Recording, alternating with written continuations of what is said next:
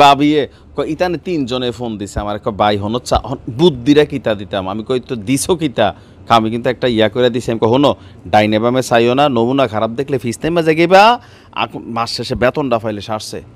ইতানের কথায় তোমরা কোনটা করতা? আমি মানে সমস্যাটা কি? বাভির এক তালতো ভাই উনি ফোন দিছে, হ্যাঁ মানে বাবার বাড়ির দিকের, তো দিয়া কইতাছে ভাবি কিতা করতাম, যেমনি নমুনাটা মাঠের ভিতরে ইতানে 2 গুরু ফলারা লাগে, তা আমরা যদি কুদ্দু লাডিটা লয়ে আগুয়ে যাই, এই এই দেখো পুলিশ লিক সামনে আইছে, চুপ থাকলে বাসের কন্ট্রাক্টরে ধরে থাবড়া দিয়া লায়, বেরিয়ে আইতে আইয়া জোতা টোতা লইয়া খিস্তো আইয়ে নাহে মোহে থাবড়া দে। আর আমরা যদি একটু শক্তি দেখাইতাম যাই, তখনই আসে পুলিশ লিক। আমরা আসলে করণটা কিতা?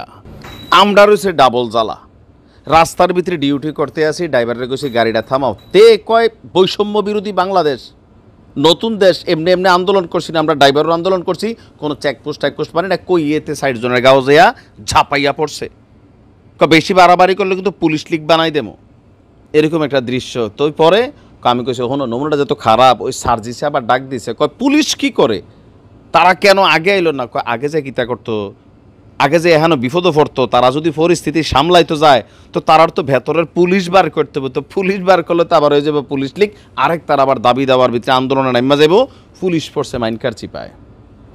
দর্শক, আজকে গেল কয়েকদিন যাবত আমি বাংলাদেশের বিভিন্ন ঘটনাগুলোকে অবজার্ভ করি, তো বরাবরই পুলিশের উপর দেওয়া যায়। এখন এত পরিমাণ আন্দোলন, বাবা এত পরিমাণ আন্দোলন, তো এই আন্দোলনের মধ্যে 2টা পক্ষ থাকে, একটা পক্ষ হচ্ছে আমরা এটা চাই, আরেকটা হচ্ছে তোমাদের এটা চাইতে পারো না। তো মাঝখানে পড়ে কে? পুলিশ। কখনো সরকার এক পক্ষ, জনগণের ভিতর থেকে যারা আন্দোলনকারী তারা আরেকটা পক্ষ।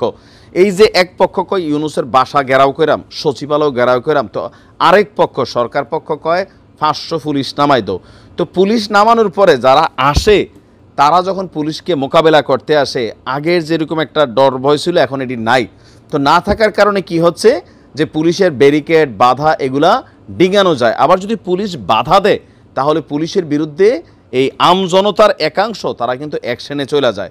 তো পুলিশ যদি পাল্টা কোনো অ্যাকশন নেয়, তাহলে হয়ে যায় পুলিশ লিগ। এখন বাংলাদেশের বিভিন্ন জায়গায় এই যে সিস্টেমটা চলছে, এইটার আসলে সমাধান কি? সার্জিস বলছিল যে পুলিশ কি করে, তো ভাই কি করবে?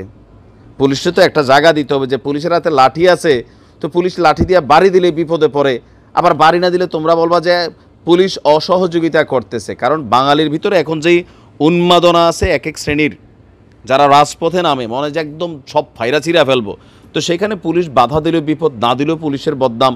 আসলে পুলিশ করবে কি? আজকে আমি যেই ঘটনা বলছি, চট্টগ্রামের ঘটনা। তল্লাশির জন্য অটোরিকশা থামিয়ে হামলার শিকার হয়েছে পুলিশ। এই ঘটনায় অলরেডি 2 জনকে গ্রেপ্তারও করা হয়েছে। তারা হচ্ছে পটিয়ার চরকানাই গ্রামের মান্নান কোম্পানির বাড়ির মৃত মনসুর আহমেদের ছেলে মোর্শেদ এবং বোয়ালখালী থানার পশ্চিম শাকপুরা গ্রামের শামসুল আলমের ছেলে মোহাম্মদ করিম। হামলায় 4 পুলিশ সদস্য আহত হয়েছে বলে পুলিশের দাবি করা হয়েছে। এসআই, তারপর হচ্ছে কনস্টেবল, এখানে তারা আহত হয়েছেন। পুলিশের বক্তব্য, সিএনজি চালিত অটোরিকশা নিয়ে বোয়ালখালীর দিক থেকে শহরে আসছিলেন মোর্শেদ এবং করিম। নগরের কালুরঘাট মোহরা চেকপোস্টে পুলিশ তাদের অটোরিকশা তল্লাশির জন্য থামার সংকেত দেয়।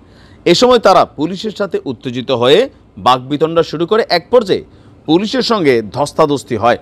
আর এটার একটা ভিডিও আপনারা নিশ্চয়ই অনেকে দেখেছেন, আমিও দেখেছি। 2 ব্যক্তি পুলিশের সাথে বাকবিতণ্ডা করছে। এ সময় একজনকে অন্য পুলিশ সদস্যরা জড়িয়ে অটোরিকশায় তুলে দেওয়ার চেষ্টা করছিলেন। অপর এক পুলিশ সদস্য ঘটনাটি ভিডিও করার সময় তাকে গিয়ে ধাক্কা দেয় সেই ব্যক্তি। অন্য পুলিশ সদস্যরা তাকে সরিয়ে নেওয়ার চেষ্টা করলে ওই ব্যক্তি এক পুলিশ সদস্যের কলার ধরে টানাটানি করে এবং লাথি কেন দিছে বলে চিৎকার করতে থাকে। তো এখানে যেই জিনিসগুলো আমরা দেখছি আর কি, যে সব জায়গায় এরকম একটা দৃশ্যপট, পুলিশকে মোটামুটি ভয় পাচ্ছেই না জনগণ। বাট 5ই আগস্টের আগে এই পুলিশ দেখলে ভেতরে ভেতরেই ইয়ানফসি পড়ত। তখন পুলিশ যথেষ্ট বেপরোয়া ছিল একাংশ, আবার এখন যে অবস্থানে আছে তারা আসলে কোন দিকে যাবে? বেপরোয়া হইলেও দোষ। এখনও পুলিশদেরকে একটা ট্যাগ লাগাই দেওয়া হয় পুলিশ লিগ। তো পুলিশ সামহাও মাঝে মাঝে বিভিন্ন সময় পুলিশের অ্যাকশনে যাওয়া লাগে, তো গেলেও বিপদ, না গেলেও বিপদ, পত্রিকালয়ও দেখায় বিপদ। মানে পুলিশ ফোর্স আসলে উভয় সংকটে একটা পুলিশ টাইপ অবস্থানে আছে, মানে বোকা বইনা গেছে যে আসলে কী করা উচিত না করা উচিত। আবার সামনে কোন দল ক্ষমতায় আসবে এটাও তাদের একটা টেনশনের বিষয়। অমুক তমুক হোমক প্রতিটা থানায় ঢুকতেছে, হ্যাঁ, দল আসার ক্ষমতা এখনও খবর নাই, বাট থানায় গিয়ে মনে হয় যে তিনি ওই এলাকার এমপি আর তেজ মানে ওই এলাকার বিচি নেতা, এরকম কিন্তু অনেক জায়গা আছে। তো সেই জায়গাগুলোতে পুলিশ আসলে এই মুহূর্তে একটা উভয় সংকটে আছে বলে আমি মনে করি, যার কারণে তারা অ্যাকশনের শক্ত যেখানে যাওয়া দরকার সেইখানেও যাচ্ছে না। আর এর ফলে বিভিন্ন জায়গায় যে অটোরিকশা, সিএনজি ড্রাইভার বিভিন্ন জায়গায় তারা কিন্তু এই পর্যায়ে পৌঁছে যাচ্ছে। এর একটা সমাধানটা কি আসলে, পুলিশের করণীয়টা কি? ভালো থাকুন, আসসালামু আলাইকুম।